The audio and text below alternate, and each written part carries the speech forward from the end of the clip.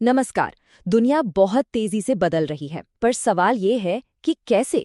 आज हम एक ऐसे नजरिए को समझने जा रहे हैं जो कहता है कि इसका जवाब हमारी जड़ों में, हमारी प्राचीन सभ्यताओं में छिपा है। ये सोच ईरान और भारत को एक नई वर्ल्ड ऑर्डर के सेंटर में रखती है। तो चलिए इस दिलचस्प आइडिया को थोड़ा और गहराई से समझते हैं। तो सबसे पहला और बड़ा सवाल यही है, क्या वो सिस्टम जो पिछले कई दशकों से दुनिया को चला रहा है सच में एक संकट में है?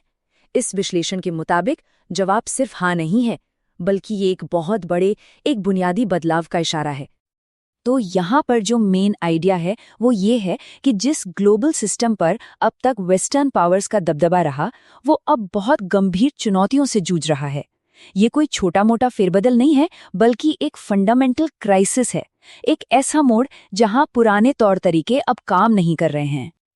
अच्छा, तो अगर ये एक संकट है तो इसके लक्षण क्या हैं? मतलब हमें कैसे पता चलता है कि सिस्टम कमजोर हो रहा है? ये विश्लेषण कुछ बहुत साफ इशारों की तरफ ध्यान खींचता है जो हमें आए दिन हेडलाइंस में भी देखने को मिलते हैं। और पता है सबसे दिलचस्प बात क्या है? ये सब अलग अलग घटनाएं नहीं है। इस नजरिए के हिसाब से चाहे ट्रेड वॉर्स हों या इंटरनेशनल लॉ को तोड़ना, ये सब एक ही बड़ी तस्वीर के हिस्से हैं। ये एक ऐसे ग्लोबल सिस्टम के लक्षण हैं जो अपनी पकड़ खो रहा है और अंदर से कमजोर होता जा रहा है।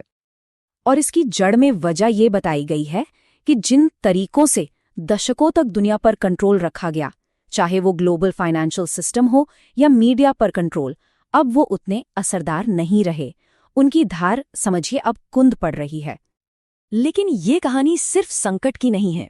इस विश्लेषण के मुताबिक जब एक दरवाजा बंद हो रहा है तो एक दूसरा रास्ता भी खुल रहा है, और इस रास्ते को ग्लोबल साउथ के देश बना रहे हैं। आइए देखते हैं कि ये नया रास्ता कैसा दिख रहा है। तो यहाँ पर ना दो अलग अलग रास्ते साफ दिखते हैं। एक तरफ है डोमिनेशन का पुराना टूलकिट और दूसरी तरफ है ग्लोबल साउथ का अपना रास्ता, जो बाहरी कंट्रोल के बजाय आत्मनिर्भरता और अपनी जमीन से जुड़े विज्ञान पर टिका है। ये टकराव से ज्यादा एक नई शुरुआत की कहानी है। अब इस पूरे बदलाव के सेंटर में ये विश्लेषण दो देशों को रखता है, ईरान और भारत। ये दोनों दुनिया की सबसे पुरानी और सबसे अमीर सभ्यताओं में से हैं, और माना जा रहा है कि इस बदलाव को लीड करने में इनका एक अहम रोल है। तो इन दोनों देशों का जो आज का रास्ता है ना, उसकी नींव उनके हजारों साल पुराने साझा मूल्यों में है। जीवन को एक तोहफा मानना, डाइवर्सिटी की इज्जत करना और ये विश्वास कि अंत में जीत अच्छाई की ही होगी, ये सिर्फ किताबी बातें नहीं, बल्कि वो बुनियाद है जिस पर एक नई और आज़ाद विदेश नीति खड़ी हो रही है। और ये जो हिम्मत है, ये सिर्फ पुरानी कहानियों में नहीं है। आज के दौर में भी भारत ने गुलामी के खिलाफ दुनिया के सबसे बड़े आंदोलनों में से एक को लीड किया, और ईरान ने अपने संसाधनों पर अपनी संप्रभुता के लिए एक जबरदस्त लड़ाई लड़ी। दोनों का इतिहास ही प्रतिरोध कर रहा है। जाहिर है, जब कोई अपना अलग रास्ता चुनता है तो उसकी एक कीमत भी होती है। ये विश्लेषण इस बात पर भी रोशनी डालता है कि अपने पैरों पर खड़े होने के लिए इन दोनों देशों को किन किन मुश्किलों और दबावों का सामना करना पड़ा है, और ये कीमत चुकानी पड़ी है।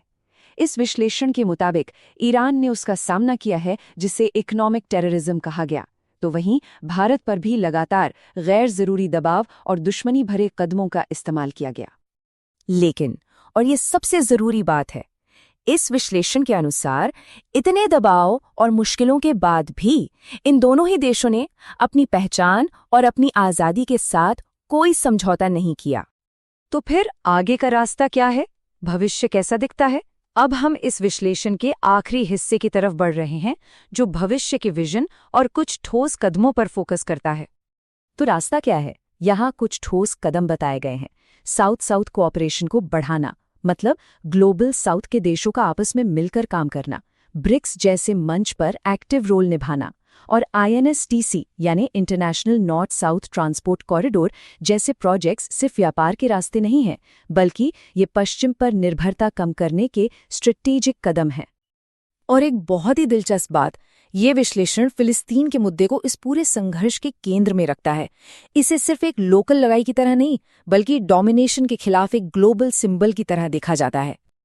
और देखिए, ब्रिक्स और INSTC जैसे संगठनों को सिर्फ पैसे या व्यापार का जरिया नहीं माना जा रहा है। ये विश्लेषण उन्हें एक आज़ाद और लोकतांत्रिक भविष्य के लिए सभ्यतागत पुल यानी सिविलाइजेशनल ब्रिज कहता है। ये एक बहुत गहरी सोच है। और ये एक लाइन इस पूरी सोच का निचोड़ है।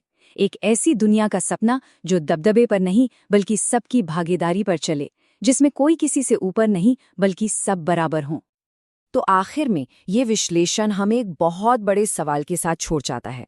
जब दुनिया एक नए दौर में जा रही है, तो ईरान और भारत जैसी प्राचीन सभ्यताओं का हजारों साल पुराना इतिहास, उनका ज्ञान भविष्य को बनाने में क्या रोल अदा करेगा?